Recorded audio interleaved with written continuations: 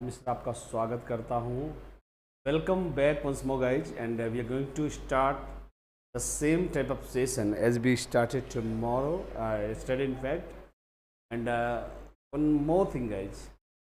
तो आपके फीडबैक बहुत ही धुआंधार लगे दोस्तों, आपने बहुत ही मज़ेदार जेन्युइन फीडबैक दिए, इससे मुझे दोस्तों बहुत ही प्रेरित किया और भी धुआंधार सेशंस के लिए। तो going to the very first question of the day. आज के दोस्तों पहले क्वेश्चन की तरफ चलते हैं। बकवास कोई बात नहीं दोस्तों, सीधा सीधा काम पे लगते हैं। आइए देखते हैं। सहकारी अध्ययन दोस्तों, सहकारी अध्ययन का अर्थ है दोस्तों जैसे ग्रुप स्टडी। मैं थोड़ा सा आपको हिंट कर दूं क्वेश्चन का, लाइक जैसे ग्रुप में स्टडी करते हैं तो सहकारी अध्ययन प्रतिभागियों के बीच काहे पर जोर देती है? रट्टा मारने पर जोर देती है, अंतर निर्भरता पे जोर देती है, उत्तरदायित्व तो नहीं होने पे जोर देती है, या वैयक्तिक उत्कृष्टता पर जोर देती है? जिसको यस, मजेदार क्वेश्चन दोस्तों। ऐसा सीटीटी में भी मैंने एक क्वेश्चन देखा था, जैसे ग्रुप में देखा यही बात है, थोड़ा फॉर्मेट क्वेश्चन से थोड़ा छेड़ मरोड़ करके दोस्तों अगला क्वेश्चन बनाया जाता है।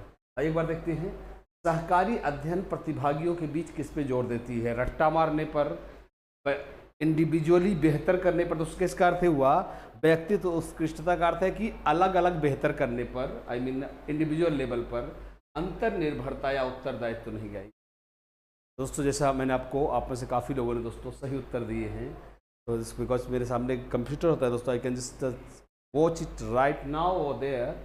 तो आपको बता दूं मज़ेदार बात जो सबसे इम्पॉर्टेंट है, रट्टा मारना किसी भी ग्रुप स्टडी का टारगेट नहीं होता दोस्तों। दूसरा, ग्रुप स्टडी का अर्थ नहीं है कि आपके ऊपर कोई उत्तरदायित्व तो नहीं दोस्तों। अगर हर आदमी सोचेगा मैं नहीं बताऊंगा, राम बताएगा, राम सोचेगा श्याम बताएगा, तो ऐसे में कहाँ से ग्रुप स्टडी होगी गाइज?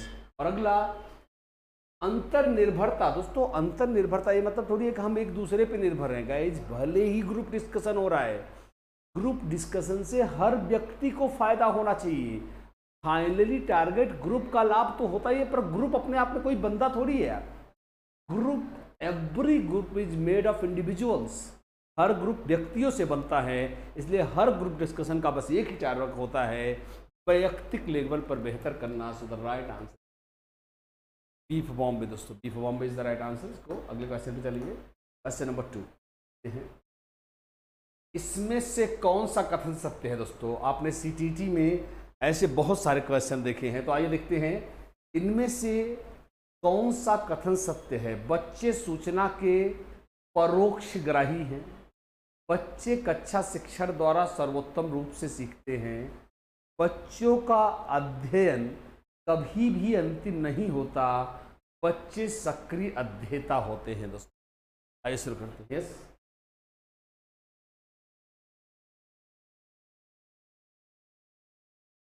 शुरू करते हैं।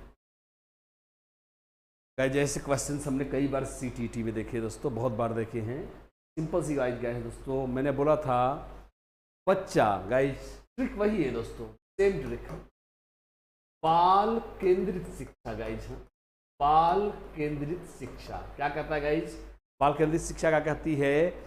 बच्चा डायरेक्ट सूचना का मेकर और कंज्यूमर है। बालक से ही, बालक दोस्तों सिंपल सी बात है, बालक का क्या होना जरूरी है? एक्टिव। और ये क्या कह रहा है?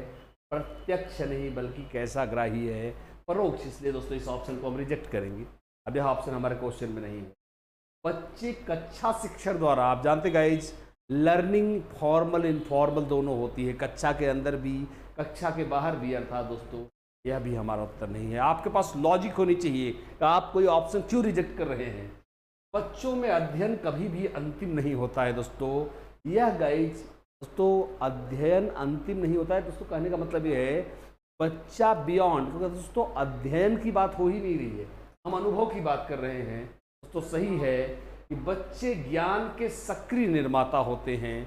बिल्कुल सही guys, D for Denmark is the right answer. तो अगले क्वेश्चन पे चलेंगे। क्वेश्चन नंबर 3, इनमें से, आइए दोस्तों देखते हैं, इनमें से कौन सा विद्यार्थियों के लिए अध्ययन अनुभव बढ़ाने में रचनात्मक तकनीक नहीं है? फिर से सुनेंगे, फिर से देखेंगे। इनमें से कौन सा विद्यार्थियों के लिए अध्ययन अनुभव बढ़ाने में प्रयुक्त रचनात्मक अभिव्यक्ति तकनीक नहीं है? ऑप्शन ए संगीत, ऑप्शन बी रटना, ऑप्शन सी लिखना, ऑप्शन डी कठपुतली चलाना। ये दोस्तों देखते हैं। ओके, दोस्तों देखते हैं इनमें से कौन सा विद्यार्थियों के लिए अध्ययन अनुभव बढ़ाने में प्रयुक्त रचनात्मक अभिव्यक्ति तकनीक नहीं है। ऑप्शन ए संगीत, ऑप्शन बी रटना, ऑप्शन सी लिखना, ऑप्शन डी कठपुतली चलाना।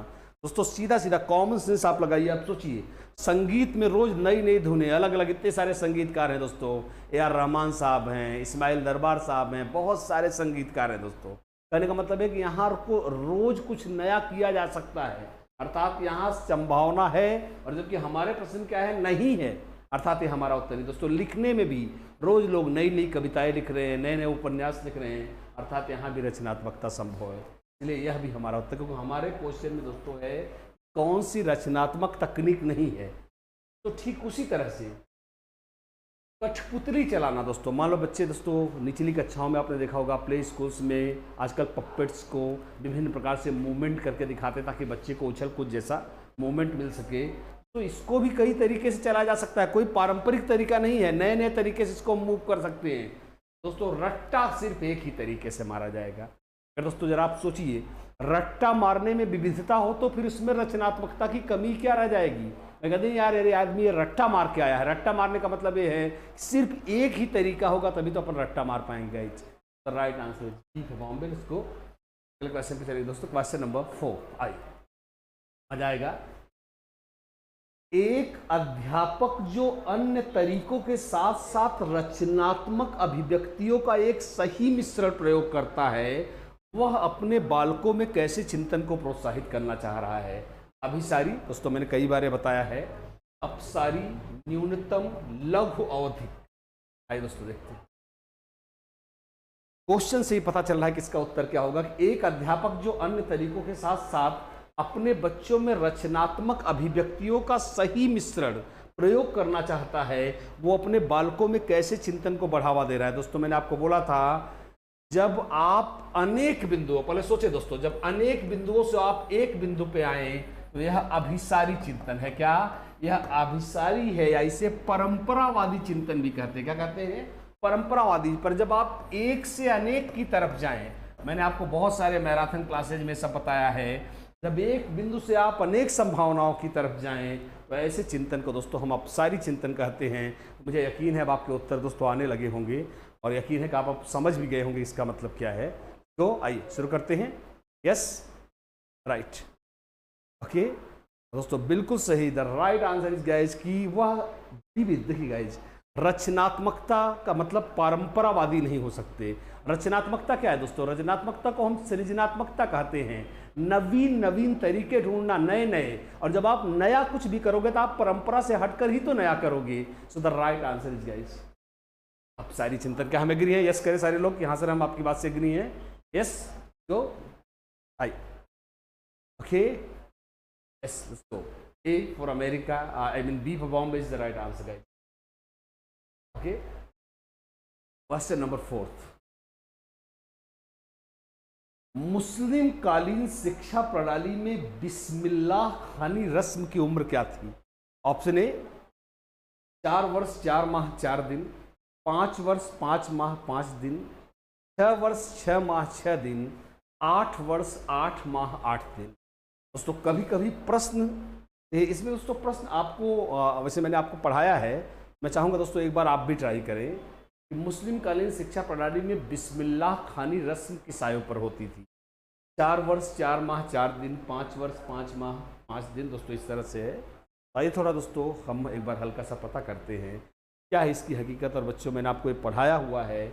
आई know what is the right answer and you know it as well. आप भी इसे बात जानते हैं दोस्तों। जैसा मैं आपको बता देता हूँ, मुस्लिम कालीन शिक्षा में हमने पढ़ा हुआ है दोस्तों, मुस्लिम कालीन शिक्षा में दोस्तों शिक्षा की शुरुआत बिस्मिल्लाह खानी रस्म से होती थी। दोस्तों होता क्या था दोस्तों कि एक बालक एक अच्छा मुहूर्त देखकर मौलवी या उस्ताद, जो जिस नाम से उन्हें पुकारा जाता था, उनके सामने जाता था और दोस्तों बदले में मौलवी उन्हें कुरान की कुछ आयतें शुद्ध दोहराने के लिए कहता था।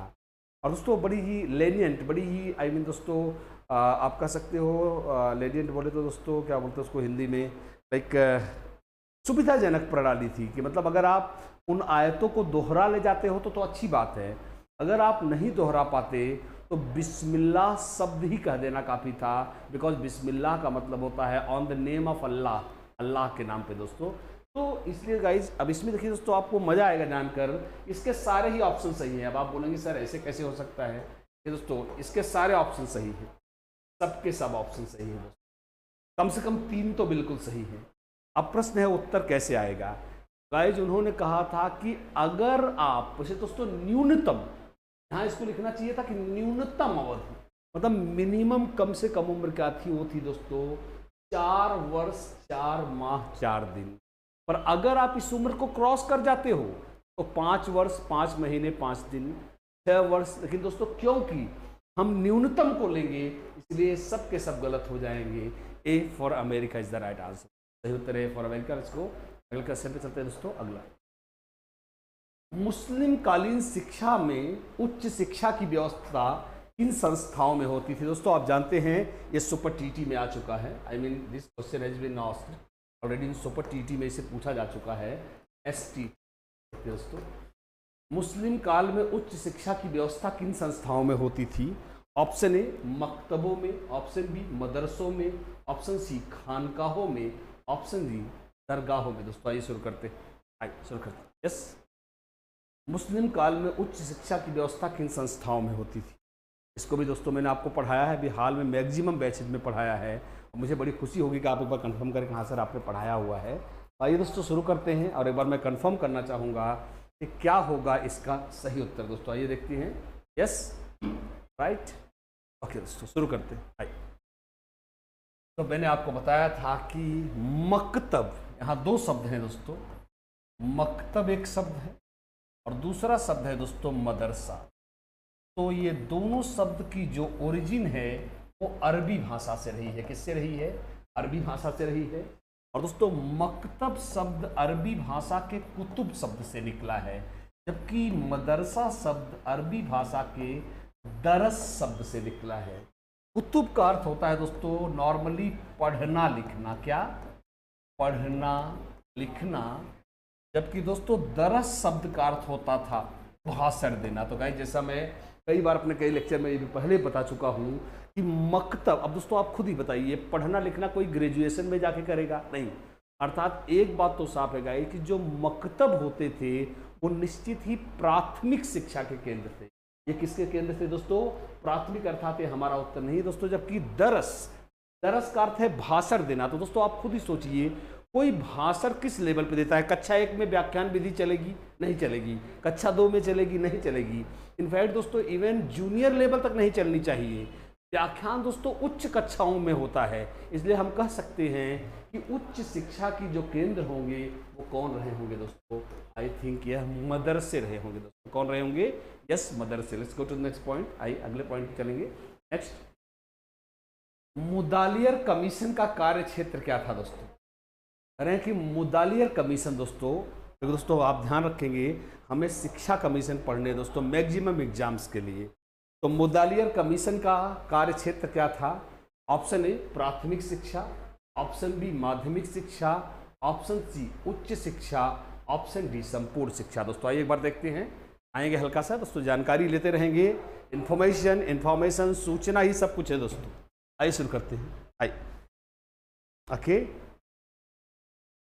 तो दोस्तों जैसा आप जानते हैं डॉक्टर सर्वपल्ली राधाकृष्णन को 1948 में दोस्तों हम सभी जानते हैं डॉक्टर सर्वपल्ली राधाकृष्णन के नाम पे राधाकृष्णन आयोग बना, जिसका दूसरा नाम विश्वविद्यालय आयोग भी पड़ा गाइज। पर भारत की माध्यमिक शिक्षा में कोई सुधार नहीं आया गाइज। इसके बदले में दोस्तों 1948 में, आज ही मैंने क्लास में पढ़ाया दोस्तों, 1948 में ताराचंद समिति, देखेंगे ताराचंद समिति बनाई गई थी, जिसका कार्य था माध्यमिक शिक्षा का अध्ययन करना। किसका काम था? माध्यमिक शिक्षा का। और 1948 में बनाई इस समिति ने 1949 में अपनी रिपोर्ट भी प्रस्तुत की। किसने? ताराचंद समिति ने दोस्तों। पर सरकार उनके रिपोर्ट से संतुष्ट नहीं थी गाइज, इसलिए 23 सितंबर, देखेंगे दोस्तों 23 सितंबर 1952 को मद्रास यूनिवर्सिटी दोस्तों, देखेंगे थोड़ा कुछ बातें जान लें। मद्रास, फिर देखिए दोस्तों कुछ बातें बस फैक्ट सुनेंगे। 23 सितंबर 1952 को मद्रास विश्वविद्यालय के कुलपति दोस्तों, मद्रास विश्वविद्यालय के कुलपति जिनका नाम था दोस्तों लक्ष्मण स्वामी मुदालियर, क्या नाम था? लक्ष्मण स्वामी मुदालियर की अध्यक्षता में दोस्तों 9 सदस्यीय, मतलब मुदालियर को लेकर 9 लोग, एक आयोग का गठन किया गया जिसका नाम मुदालियर आयोग पड़ा। और इन्होंने दोस्तों 29 सितंबर, देखेंगे 29 सितंबर 1953 को जाकर के अपनी रिपोर्ट प्रस्तुत की। और यह दोस्तों पूरी की पूरी मार्क किस पे थी दोस्तों? माध्यमिक शिक्षा पर। इनकी सारी की सारी डिमांड किस पे थी गाइज? इनकी सारी डिमांड थी माध्यमिक शिक्षा पर। आइए एक बार देखते हैं आगे, इसको अगला मुदालियर, ये दोस्तों देखते हैं मुदालियर कमीशन ने माध्यमिक स्तर के पाठ्यक्रम को कितने वर्गों में विभाजित किया? देखेंगे, आइए मुदालियर कमीशन ने माध्यमिक स्तर के पाठ्यक्रम को कितने वर्गों में विभाजित किया? 5, 6, 7, 8। आइए देखते हैं मुदालियर कमीशन ने माध्यमिक स्तर के पाठ्यक्रम को कितने वर्गों में विभाजित किया। तो दोस्तों आपको बता दें कि मुदालियर आयोग ने दोस्तों माध्यमिक स्तर के पाठ्यक्रम में दोस्तों कुछ सब्जेक्ट, वैसे दोस्तों उन्होंने टोटल 7 प्रकार के डिवीजन बनाए, जैसे साइंस हो गया, आर्ट हो गया, चिकित्सा हो गया, मतलब दोस्तों इस तरह से उन्होंने 7 डिवीजन बनाए। हमारा उत्तर आप समझ ही गए होंगे, मिल चुका है। उन्होंने दोस्तों 7 विभाजन बनाए और उन्होंने 5 सब्जेक्ट हर लेवल में कंपलसरी रखे कि आपके इन सब्जेक्ट के अलावा, 7 विभाजन में अलग अलग सब्जेक्ट चलेंगे, पर इनके अलावा कुछ सब्जेक्ट जैसे मातृभाषा हो गया, एक हस्तशिल्प हो गया, ये सब दोस्तों उन्होंने कहा सब में कंपलसरी रहेंगे। तो फिलहाल विभाजन दोस्तों कितने थे? 7 थे। आगे चलते हैं, तो अगले पे चलते हैं।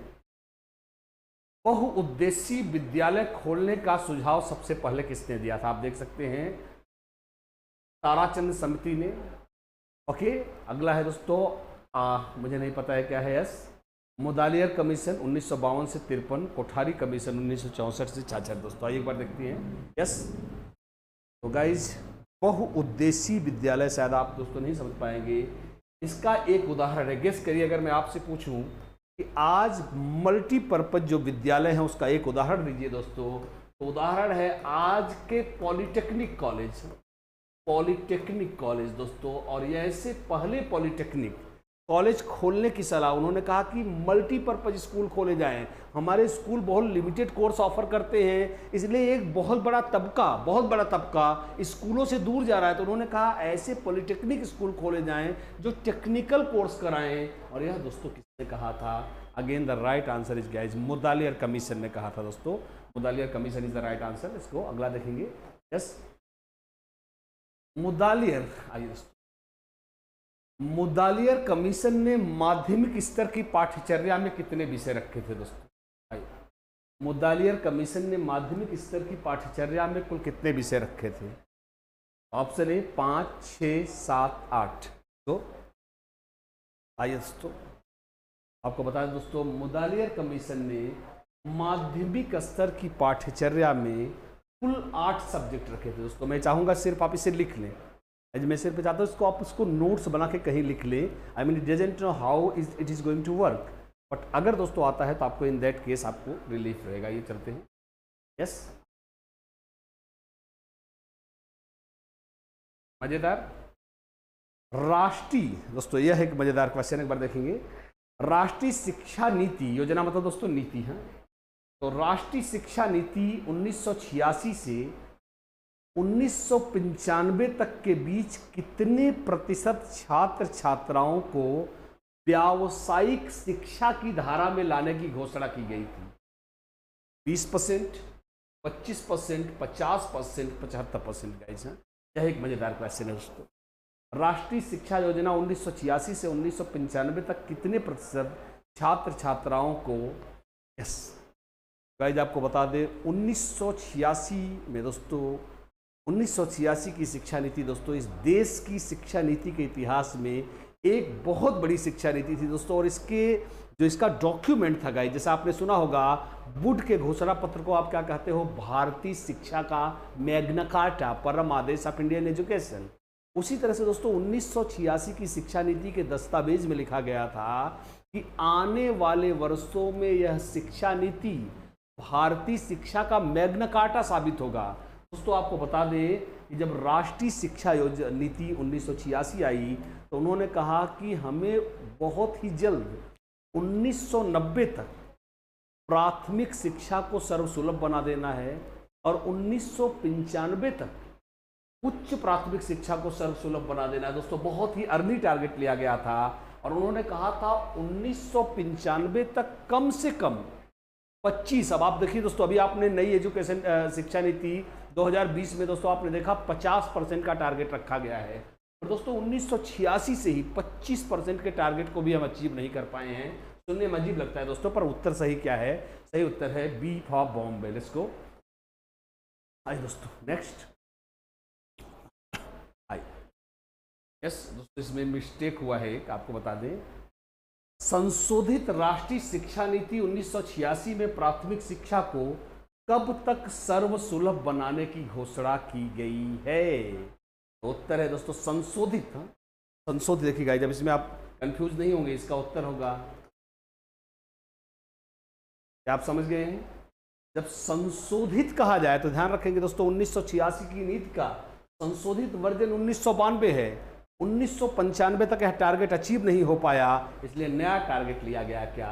वर्ष 2000। फिर से देखेंगे दोस्तों क्या लिखा है, संशोधित गाइस जो 1986, फिर से सुनेंगे, 1986 की शिक्षा नीति के दस्तावेज में यह लिखा गया था कि हर 4 से 5 साल बाद इस शिक्षा नीति का रिव्यू होगा, इसका दोस्तों पुनरावलोकन होगा किसी सुधार की स्थिति में। तो दोस्तों अब आप अच्छी तरह से समझ गए होंगे इन्होंने टारगेट कब लिया था दोस्तों प्राथमिक शिक्षा को 1990 तक, फिर दोस्तों नहीं हो पाया होगा तो इन्होंने टारगेट बढ़ा के कर दिया होगा, क्या? वर्ष 2000 कर दिया होगा। चलेंगे दोस्तों आगे चलते हैं। तो yes I next, black board योजना को दोस्तों ऑपरेशन ब्लैक बोर्ड, माफ करेंगे एक शब्द मिट गया है, ऑपरेशन ब्लैक बोर्ड योजना को उच्च प्राथमिक स्तर पर कब लागू किया गया दोस्तों? 1986, 1987, 1992, 1995। दोस्तों जैसा आप जानते हैं, यस ऑपरेशन ब्लैक बोर्ड को मैंने दोस्तों वैसे भी कई बार पढ़ाया है और आप में से मैक्सिमम लोग इस योजना से बहुत पहले से ही परिचित हैं गाइस। तो आइए एक बार मैं आपको हल्का सा और इंट्रोड्यूस करवाता हूं दोस्तों। 1986, यहाँ से सुनेंगे, 1986 की शिक्षा नीति में दोस्तों आपको जानकर आश्चर्य होगा दोस्तों, उस समय देश के स्कूलों की स्थिति इतनी बुरी थी कि कई जगहों पे टाट नहीं था बैठने के लिए, मतलब आप समझो ब्लैक बोर्ड को साफ करने के लिए, झाड़ने के लिए कपड़ा तक नहीं था, डस्टर की बात तो छोड़िए, कई जगहों पर अध्यापकों के बैठने के लिए कुर्सी नहीं थी। दोस्तों ज़्यादा सुविधा देने के लिए नहीं, भारत के प्राथमिक स्कूलों को न्यूनतम सुविधा मुहैया कराने के लिए 1986 की शिक्षा नीति में ऑपरेशन ब्लैक बोर्ड की योजना चलाई गई दोस्तों। और यह शुरू में सिर्फ प्राथमिक स्तर पे थी। किस पे थी? प्राथमिक स्तर पे थी, जिसमें दोस्तों मैंने कई बार बताया है क्या क्या सामान दिए गए थे। और दोस्तों जब यह प्राथमिक स्तर पर सफल रही तो 1992 में जब संशोधित शिक्षा नीति आई तब इसे बढ़ाकर दोस्तों कर दिया गया, क्या? उच्च प्राथमिक स्तर पर। So the right answer is guys C for Chennai. इसे 1992 में उच्च प्राथमिक स्तर पर संशोधित नीति में प्रमोट करके कर दिया गया दोस्तों। एक बार देखते हैं। यस क्वेश्चन नंबर 14, उच्च प्राथमिक स्कूलों को ऑपरेशन ब्लैक बोर्ड योजना के अंतर्गत कितनी धनराशि दी जा रही है? 10,000, 40,000, 50,000, 60,000। दोस्तों एकदम करेंट टाइप का क्वेश्चन हो गया। उच्च प्राथमिक स्कूलों को ब्लैक बोर्ड योजना के अंतर्गत कितनी धनराशि दी जा रही है? तो यह एकदम शुरुआती डेटा था, मैंने ले लिया है। तो ये शुरुआती डेटा है दोस्तों। शुरुआत में कुछ यूँ प्लान था कि इन विद्यालयों को दोस्तों दी जानी थी कितनी? 40,000 की। सुनिए दोस्तों, और यद्यपि इसका भी बड़ा दुरुपयोग ही हुआ है दोस्तों, पर द राइट आंसर इज की एक 40,000 की धनराशि विद्यालय को दोस्तों दी जाती थी। यस आइए एक बार आगे चलते हैं। क्वेश्चन नंबर, आइए दोस्तों कुछ मजेदार क्वेश्चन फिर से लेते हैं। प्रयोजनवाद का जन्म DSSB के दोस्तों फिर से कुछ क्वेश्चन। प्रयोजनवाद का जन्म किस देश में हुआ है? ऑप्शन ए भारत में, बी अमेरिका में, सी ब्रिटेन में, डी चीन में। दोस्तों मैंने आपको पढ़ाया है और मैं जानता हूँ आप इसे जानते हैं, तो मैं इसको CTT के मैराथन में भी लेता हूँ हर साल, और आप जानते हैं इसका सही उत्तर क्या है। Let's go. प्रयोजनवाद का जन्म किस देश में हुआ है दोस्तों? यूटिलिटेरियनिज्म, किसी, मैंने दोस्तों आपको क्या लाइन बोली थी कि किसी वस्तु, कहते नहीं, हमारे गांव में कहावत है दोस्तों, आदमी का चाम नहीं काम प्यारा होता है। मतलब चमड़ी से साफ सुथरा होना, गोरा चिट्टा होना, हैंडसम होना ही काफ़ी नहीं है, आदमी में गुण भी होने चाहिए। सिर्फ एक लाइन में यही चीज़ है मेरे बच्चों, क्या? प्रयोजनवाद। प्रयोजनवादी विचारधारा के समर्थक जॉन डीवी, आपको हिंट जरूर मिल गया होगा दोस्तों। जॉन डीवी साहब ने क्या कहा कि शिक्षा का मूल्य उसकी डिग्री पर नहीं, उसकी उपयोगिता पर निर्भर करता है। दोस्तों कहने का मतलब क्या है कि मैं PhD करके घूम रहा हूँ, खाने के लिए मर रहा हूँ, सामने वाला 8वीं पास करके 10,000 कमा रहा है, तो सुनने में बुरा लगता है, पर समाज की निगाह में वो 8 पास वाला ठीक है। क्या पता उसने कोई टेक्निकल कोर्स किया हो जिसकी समाज में ज़रूरत हो। तो दोस्तों किसी भी, सीधा सीधा प्रयोजनवाद कहता है शिक्षा वो है जो नौकरी दिलाए, जो रोजी रोटी दिलाए। शिक्षा वो नहीं है जो अलमारी में इतनी बड़ी डिग्री के रूप में लॉक है। तो यह विचारधारा महान जॉन डीवी ने दी। इसका जन्म हुआ है बीफ बॉम्बे दोस्तों, अमेरिका में हुआ है, हम सभी जानते हैं। आइए आगे चलते हैं। विद्यालय को तो बहुत ही इंपॉर्टेंट है, यह तो कई बार आ चुका है दोस्तों। विद्यालय को समाज का लघु रूप कौन मानते हैं? ऑप्शन ए आदर्शवादी मानते हैं, ऑप्शन बी प्रकृतिवादी मानते हैं, ऑप्शन सी प्रयोजनवादी मानते हैं, ऑप्शन डी मानवतावादी मानते हैं। दोस्तों बहुत बार मैंने इसको लिया है, and I am just expecting the right answers for you guides. आपसे मैं एकदम सही उत्तर की उम्मीद कर रहा हूँ। यस, विद्यालय को समाज का लघु रूप कौन मानते हैं गाइज? तो who says that school is a micro society? कौन कहता है कि स्कूल माइक्रो सोसाइटी? गाइज चलिए एक बार देखते हैं किस कौन कहता है। तो मैंने आपको कई बार बोला दोस्तों, महान जॉन डीवी ने एक पुस्तक लिखी थी दोस्तों, जिसका नाम था, आप में से काफ़ी लोगों को मैंने पढ़ाया भी है क्लास में, the name of the book is guys school and society. उन्होंने दोस्तों उनके 2 कथन याद रखिएगा। एक कथन ही उन्होंने कहा है कि जो भी आप दोस्तों, जैसे आपको मैं समझाता हूँ कैसे काम करता है। जैसे दोस्तों आप MBA करते हो या BTech करते हो, तो या दोस्तों इंटरमीडिएट में आप प्रैक्टिकल्स करते हो, पर गाइस स्कूल में आप लिमिटेड एरिया में इसे करते हो, इसका फुल वर्जन जाके आप मार्केट में यूज करते हो। मतलब दोस्तों जैसे MBA में हम जो भी, मैंने भी MBA किया है दोस्तों, अब MBA में हम जो कुछ सीखते हैं दोस्तों, सेल्स स्ट्रेटजी, किसी चीज़ को सेल करना, मार्केटिंग करना, और दोस्तों ये चीज़ कॉलेज में आप नहीं, आप बाहर कंपनी में जाके यूज करोगे। ठीक उसी तरह से दोस्तों जॉन डीवी ने कहा कि भैया शिक्षा समाज से निकली है। समाज, भाई हमारे कहने का मतलब क्या है? समाज से शिक्षा निकली यार, शिक्षा से थोड़ी समाज निकला है। इसलिए उन्होंने कहा कि चाहे विद्यालय हो, यूनिवर्सिटी हो, सब में समाज की झलक मिलनी चाहिए। कोई भी ऐसा पाठ्यक्रम नहीं हो जिसमें सामाजिक पुट ना हो। हमको रोमांटिक गाने नहीं सुनने हैं, भोजपुरी बकवास गाने। हमको दोस्तों सिर्फ कहने का मतलब ये है कि हमारा मुख्य टारगेट है कि लोग रोजगार कमाएं। हाहा हूहू, सरस रस, करुणा रस, सिंगार रस से नहीं चलती दुनिया दोस्तों, यह कहता है जॉन डीवी। दोस्तों आप समझ ही गए होंगे उनके 2 कथन दोस्तों। क्या? विद्यालय समाज का लघु रूप है, मतलब कि दोस्तों विद्यालय भी तो समाज से निकला है। आदमी विद्यालय से निकलकर फिर विद्यालय में थोड़ी जाएगा, समाज में ही तो जाएगा। इसलिए दोस्तों सामाजिक रीति रिवाज की झलक विद्यालय में मिलनी चाहिए। और दूसरी बात दोस्तों उन्होंने क्या कहा? विद्यालय समाज की प्रयोगशाला है। मतलब गाइज कि जो विद्यालय में आज आप सीख रहे हो, तो विद्यालय लेबोरेटरी। इसीलिए दोस्तों आपने सुना होगा जॉन डीवी ने अमेरिका में लैब विद्यालयों की स्थापना की थी, शायद आपने इसको सुना भी हो। जॉन डीवी ने अमेरिका में लैब विद्यालयों की स्थापना की थी, लेबोरेटरी स्कूल। और इसका मतलब वही है दोस्तों कि समाज में जो आप यूज करोगे, आज आप विद्यालय में लेबोरेटरी में सीख के आ रहे हो।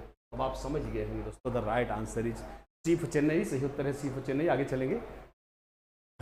भारत में पहली राष्ट्रीय शिक्षा नीति की घोषणा कब की गई? 1975 में, 1968 में, 1966 में, 1967 में दोस्तों। आइए देखते हैं भारत में पहली राष्ट्रीय शिक्षा नीति की घोषणा कब की गई गाइज। मैं जानता हूं आप उत्तर जानते हैं। भारत में पहली राष्ट्रीय शिक्षा नीति की घोषणा कब की गई?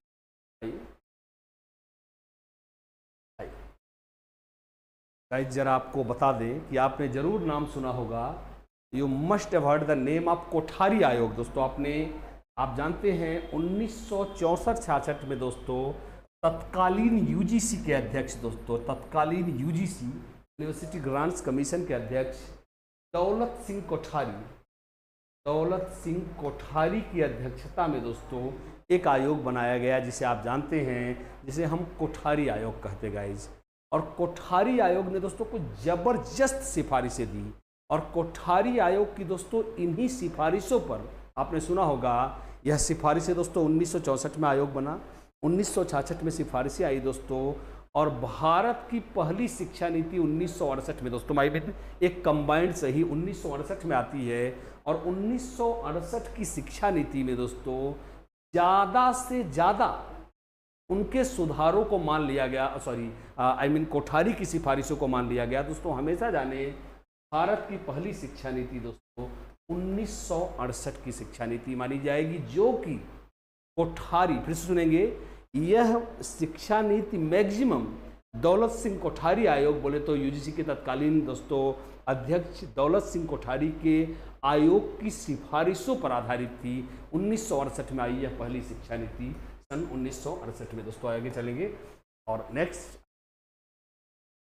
अनिवार्य एवं निःशुल्क शिक्षा की व्यवस्था कब की गई? 1968 की शिक्षा नीति में, 1986 की शिक्षा नीति में, या सी दोनों में दोस्तों? एक बार देखते हैं। यस, अनिवार्य एवं निःशुल्क शिक्षा नीति की व्यवस्था कब की गई गाइस? Let's go. आइए, ओके, कमाल हो गया दोस्तों, हम अपनी कल की संख्या को क्रॉस कर गए हैं। और मुझे दोस्तों इस बात के लिए बहुत हंसी आ रही है कि मैं खुद जानता हूं कि मैंने आजकल अपने पेपर का लेवल बहुत टफ कर दिया दोस्तों। मैं बहुत वरीड सोर्सेज से क्वेश्चंस उठा रहा हूं, कई जगहों से दोस्तों क्वेश्चन उठा रहा हूं, और आपकी ये संख्या दोस्तों देख के मुझे ये लग रहा है कि आप भी टक्कर देने के मूड में मुझे नज़र आ रहे हैं। तो मतलब हैप्पी गाइज, मतलब खुशी हो रही है आपके इस जज्बे को देखकर। तो आइए शुरू करते हैं। अनिवार्य एवं निःशुल्क शिक्षा की व्यवस्था की गई 1968 की नीति में, 1986 की नीति में, सी दोनों में, डी दोनों में नहीं दोस्तों। आपको बता दें एक्चुअली हुआ क्या गाइज, इस सबसे पहले दोस्तों बहुत हमारे यहाँ किसी नियम को लागू होने में भी कई साल लग जाते हैं, पर आपको दोस्तों बताते हुए हर्ष हो रहा है कि पहली बार निःशुल्क शिक्षा का कॉन्सेप्ट कोठारी आयोग ही लाया था, क्योंकि कोठारी आयोग की सिफारिशें 1968 में आई।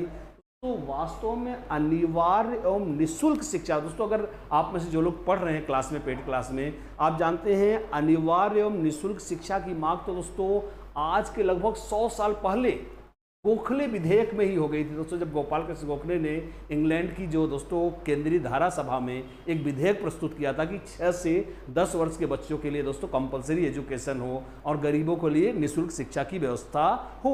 और दोस्तों वास्तव में 1968 में भी इसकी मांग की गई, 1986 में भी इसकी मांग की गई। जब आप टेक्स्ट पढ़ेंगे तो जानेंगे। So the right answer is guys C for Chennai. सही उत्तर क्या है? C for Chennai. Let's go, अगला चलेगा दोस्तों। आए भारत में, दमदार क्वेश्चन दोस्तों, मैं चाहूंगा एक बार आप बताएं, भारत में आधुनिक शिक्षा का जन्मदाता किसे कहा जाता है दोस्तों? हो जाए एक दमदार क्वेश्चन, किससे भारत में आधुनिक शिक्षा का जन्मदाता माना जाता है? ऑप्शन ए रॉबर्ट क्लाइव को, विलियम बेंटिक को, लॉर्ड कॉर्नवालिस को, या डी उपरोक्त में से कोई नहीं गाइज। हो जाए एक बार। मुझे दोस्तों इस क्वेश्चन में मैं मान लूँगा आपको जीनियस। तो चलिए मैं आपके उत्तर एक बार चेक करने जा रहा हूँ। Going to check your answers guys. आपके उत्तर चेक करते वक्त भी मुझे अच्छा लगेगा। मुझे दोस्तों बताएं कि भारत में आधुनिक शिक्षा का जन्मदाता किसे कहा जाता है? तो आइए गाइज आपको बता दें कुछ नाम। मैंने ऑनलाइन क्लास में दोस्तों बहुत ही डिटेल में पढ़ाया है, और मैंने आपको पढ़ाया था कि एक दोस्तों Macaulay was not the beginning. अंग्रेजी शिक्षा के प्रचार प्रसार में दोस्तों गलती से भी मत सोचिएगा कि Macaulay was the first man. Macaulay तो मैं कहूँगा दोस्तों तीसरी पीढ़ी का बंदा था। मैंने दोस्तों आपको पढ़ाया है कि तो 3 बंदे जो बहुत डेंजरस थे, एक बार हल्का सा देखेंगे, कैरी, वाट एंड मार्समैन। दोस्तों ये तीनों इतने कुख्यात थे, विख्यात नहीं थे दोस्तों। क्रिश्चियन आई मीन रिलीजन में 3 चीज़ों को सत्य माना गया है, गॉड ईश्वर, हिज सन बोले तो Jesus Christ, and Holi ghost. Holi ghost मतलब आत्मा। दोस्तों अब ये तीनों इतने डेंजरस प्रचारक थे अंग्रेजी शिक्षा के कि अंग्रेजों ने भी इनको निकाल दिया था। Carey, William Ward and there was the man called Joshua Marshman. ये तीनों दोस्तों बंगाल में इतना भयंकर प्रचार किए थे, कन्वर्सन, हिंदू धर्म से लोगों को क्रिश्चियनिटी में कन्वर्ट करना। और दोस्तों इन्होंने हिंदू मुस्लिम्स के बारे में काफ़ी फूट डाली। और इनका दोस्तों इसीलिए इनको कहा जाता था, मैंने आपको पढ़ाया है, श्रीरामपुर त्रिमूर्ति। इन्हें क्या कहा जाता था?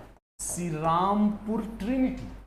और श्रीरामपुर ट्रिनिटी के नाम से मशहूर ये डेंजरस लोग थे।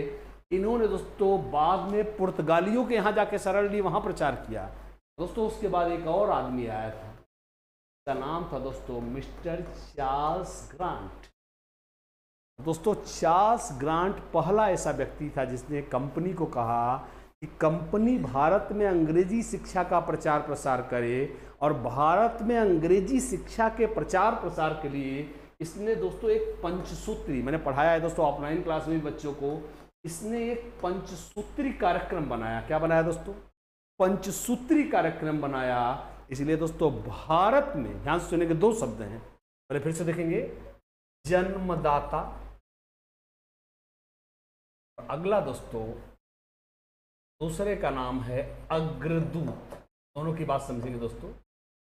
तो भारत में आधुनिक शिक्षा की नींव रखने का श्रेय जाता है चार्ल्स ग्रांट को। दोस्तों किसको जाता है? एक बार लिख लेंगे, चार्ल्स ग्रांट को, क्योंकि चार्ल्स ग्रांट हमारे ऑप्शन में नहीं है, इसलिए हमारा उत्तर क्या है? कोई नहीं गाइज। जबकि अग्रदूत किसी के, क्योंकि दोस्तों ग्रांट ने सिर्फ सिफारिश की थी, लागू नहीं हुई, उसको जमीन पर उतारने, लागू करने का काम कर दिया। कहते नहीं दोस्तों, जो बची खुची कसर थी वो मैकाले ने आकर 1834 में लपेट दिया, जब उन्होंने 35 में अपना माइन्यूट्स ऑफ मैकाले प्रस्तुत किया दोस्तों, इसलिए लागू किया। इसलिए भारत में आधुनिक शिक्षा का जन्मदाता या जनक चार्ल्स ग्रांट को मारते हैं, जबकि आधुनिक शिक्षा का अग्रदूत लॉर्ड मैकाले को मानते हैं दोस्तों। सो the right answer is guys, फिलहाल अभी उत्तर आपका है डी, कोई नहीं गाइज। इसको आगे चलते हैं, नेक्स्ट क्वेश्चन। छनाई का सिद्धांत किसने दिया था दोस्तों? छनाई का सिद्धांत, इसके बहुत सारे नाम हैं दोस्तों। Auckland, Adam Smith, Macaulay, Newton. This is called downward, okay, called downward filtration theory है, फिल्ट्रेशन थियरी है। छनाई का सिद्धांत किसने दिया था दोस्तों? तो गाइज बहुत ही चालाक थे। देखिए गाइज, आप में से कुछ लोग, मैकाले को मैं पढ़ाते वक्त भी बोलता हूँ दोस्तों, मैंने इतिहास ठीक ठाक पढ़ा है, काम चलाऊ टाइप का, पर ठीक ही है दोस्तों। मैकाले को हमें में से काफ़ी लोग गाली देते हैं कि मैकाले ने आके इंडिया में अंग्रेजी शिक्षा का प्रचार प्रसार किया और उसने कुछ ही लोगों को शिक्षा देने का प्लान बनाया। दोस्तों डोंट फॉरगेट कि मैकाले जब भारत आया तब 1857 का विद्रोह नहीं हुआ था, क्योंकि 1834 की घटना है, और 35 में उसने अपना माइन्यूट प्रस्तुत किया। तब तक भारत की सत्ता कंपनी के हाथों में थी, जिसे बोर्ड ऑफ कंट्रोल चलाया करता था। तो भाई कंपनी पूरे भारत की शिक्षा का भार क्यों उठाना चाहेगी? भाई वो तो उनका टारगेट था भारत में पैसा कमाना और भाग जाना।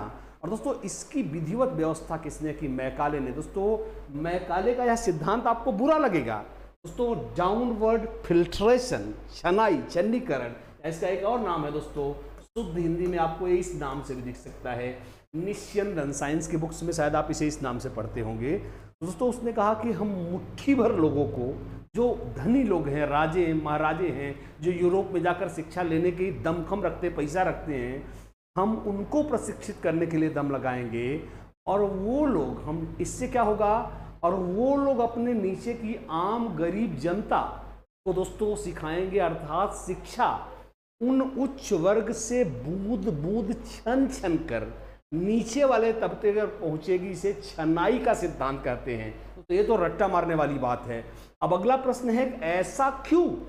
उसने कहा भैया ऐसा इसलिए कि ताकि बीच में रजवाड़े आ जाएं और कंपनी डायरेक्ट आम जनता के शिक्षा का भार लेने से बच जाए। सो the right answer is guys Lord Macaulay is the right answer guys. इसको आगे चलेंगे। यस,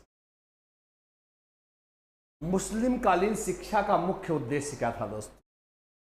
मुस्लिम कालीन शिक्षा का मुख्य उद्देश्य क्या था? इस्लाम धर्म का प्रचार, भौतिक ईश्वर की प्राप्ति, ज्ञान की प्राप्ति, उपयुक्त सभी गए जाइए। इसको मुस्लिम कालीन शिक्षा का मुख्य उद्देश्य दोस्तों क्या था? इस्लाम धर्म का प्रचार, भौतिक ईश्वर की प्राप्ति, आइए देखते हैं, ज्ञान की प्राप्ति, उपयुक्त सभी। आइए दोस्तों मैं आपको बता दें, मुस्लिम कालीन शिक्षा दोस्तों जो आपको मदरसे मकतबों में दी जाने वाली शिक्षा, तो ध्यान सुनेंगे, राइट फ्रॉम द बिगिनिंग मुस्लिम शिक्षा में धर्म एक बहुत बड़ा मुद्दा था दोस्तों, और इसके थ्रू वो दोस्तों इस्लाम को पूरी दुनिया में फैलाना चाहते थे। और इसमें कोई बुराई नहीं दोस्तों, हर धर्म यही चाहता है कि उसके धर्म का परचम लहराए। दोस्तों यह पॉइंट बिल्कुल सही है। भौतिक दोस्तों कहते थे कि धर्म अच्छी बात है, और दोस्तों एक बात जो मुस्लिम इस्लाम में बहुत अच्छी, उन्होंने कहा कि ये नहीं लिखा है भाई जैसे कि भाई आप जाओ दरिद्रता में जीवन जियो, आप जंगल में जाओ तपस्या करो, फकीर बन जाओ। कहते आप भौतिक ऐश्वर्य में जिंदगी में भूखे भी मत मरो। ये भी उनका एक टारगेट था कि आप सफलता पाओ, उच्च पद प्राप्त करो और ज्ञान की प्राप्ति। दोस्तों आपको बता दें, पैगंबर मोहम्मद साहब ने कहा है शिक्षा को दोस्तों इस्लाम धर्म में बहुत वरीयता दी गई है। उन्होंने कहा है दान में सोना, बोले तो गोल्ड, दान में सोना देने से अच्छा है कि आप किसी अनपढ़ व्यक्ति को पढ़ा दीजिए। तो D for Denmark is the right, उपयुक्त सभी इज द राइट आंसर। इसको आगे चलेंगे। इस क्वेश्चन आइए दोस्तों, ओहो ये तो दोस्तों सेम ही है। आइए संघ दोस्तों, ये क्वेश्चन है जो मैं लेना चाहूँगा। संघ दोस्तों जो बौद्ध बिहारों में जो बौद्ध भिक्षुओं की शिक्षा होती थी, बोले तो यह क्वेश्चन बौद्धकालीन शिक्षा से आ रहा है। उन्होंने कहा संघ में प्रवेश लेने के बाद एक छात्र का नाम क्या हो जाता था? श्रमण, नव भिक्षु, देखेंगे दोस्तों, सामनेर, उपयुक्त सभी। दोस्तों ये देखते हैं, श्रमण, नव भिक्षु या फिर सामनेर या डी उपयुक्त सभी गाइज। तो आइए एक बार हो जाए। यस, संघ में प्रवेश, देखिए दोस्तों होता क्या था कि जब कोई भी नया स्टूडेंट, दोस्तों आप जानते हैं बौद्धकालीन शिक्षा प्रवज्जा संस्कार से, दोस्तों प्रवज्जा संस्कार से शुरू होती थी। और प्रवज्जा संस्कार की दोस्तों उम्र लगभग 6 से 8 वर्ष थी, कहीं कहीं 6 कहीं कहीं 8 मिलता है दोस्तों। और उसके बाद एक अच्छे मौसम में गुरु के पास जाकर स्टूडेंट दोस्तों बैठ जाता था, और गुरु दोस्तों उससे कुछ जानकारियाँ पूछता था। और जब ये प्रवेश हो जाता था दोस्तों, तो उसके बाद जब संघ में दोस्तों, क्योंकि आप जानते हैं शरण त्रयी होती थी, 3 वचन देने पड़ते थे, बुद्धम शरणम गच्छामि, धम्मम शरणम गच्छामि, संघम शरणम गच्छामि। दोस्तों शरण त्रयी कहा जाता था, शरण माने से पहले 3 वचन लेने होते थे दोस्तों। उसके बाद इस स्टूडेंट को दोस्तों अलग अलग धर्मों में, जैसे मुस्लिम धर्म में दोस्तों हम उसे शागिर्द कहा करते थे, बौद्धकालीन शिक्षा में उसके दोस्तों ये नाम थे, श्रमण, नव भिक्षु, सामनेर। तो D is the right answer. जबकि दोस्तों मैंने आपको बोला था वैदिक कालीन शिक्षा में इसे क्या बोलते थे? कुलवासी, अंतःवासी, द्विज, ब्रह्मचारी। हाँ, ऐसे दोस्तों इसके बहुत सारे नाम थे। तो दोस्तों ये थे कब? वैदिक कालीन में। ये कब थे? बौद्ध कालीन में। और सागिर्द या दोस्तों शिष्य, ऐसे बहुत सारे नाम थे दोस्तों। यह जो है हमारे मुस्लिम कालीन शिक्षा में दिखता था। आइए दोस्तों आगे चलते हैं। यस, नेक्स्ट, बौद्ध शिक्षा का प्रमुख केंद्र क्या था दोस्तों? बौद्ध शिक्षा का सबसे प्रमुख केंद्र क्या था? नालंदा, गया, गुजरात और बंगाल। दोस्तों मुझे यह रियली फक्र है, तो आज मुझे ऐसा लगता है कि मैंने बहुत ही ज़्यादा डीप क्वेश्चन ले लिए थे दोस्तों। तो कल से यह सेशन और भी बेहतर बन जाएगा। मुझे दोस्तों I am proud of you guys, क्योंकि मैं जानता हूँ मैंने आज सेशन में बहुत ज़्यादा विविधता ले दी है दोस्तों। और इसके बावजूद अगर आप साथ में बने हुए हैं तो इट्स रियली मार्वेलस। यह रियल में बहुत ही उत्साहित करने वाला मुद्दा है और आप दोस्तों बने रियल में बने हुए हैं अपने आप में। I am going to check your number दोस्तों, आपकी संख्या को एक बार चेक कर लेना चाहूँगा। यस और राइट दोस्तों, बिल्कुल आज हमने 2700 तक हम लोग गए गाइज। और दोस्तों कल के लिए आज दोस्तों आज के सेशन के लिए 2 कमेंट कहे दोस्तों। गाइज आपको बता दें नालंदा, तो आपने सुना है दोस्तों नालंदा विक्रमशिला दोस्तों, गया गुजरात बंगाल दोस्तों। ये तो दोस्तों बंगाल तो दोस्तों तमाम और चीज़ों के लिए, लेकिन दोस्तों नालंदा विक्रमशिला दोस्तों ये ओल्ड बुद्धिस्ट यूनिवर्सिटीज थी दोस्तों, जो कि विश्व की सबसे पुरानी यूनिवर्सिटीज में काउंट की जाएंगी दोस्तों। नालंदा शायद बौद्ध शिक्षा का एक बहुत प्रमुख केंद्र था गाइज, मेरे हिसाब से और आपके हिसाब से भी। दोस्तों बताएं कैसा लगा, क्या आप मुझसे गुस्सा हैं?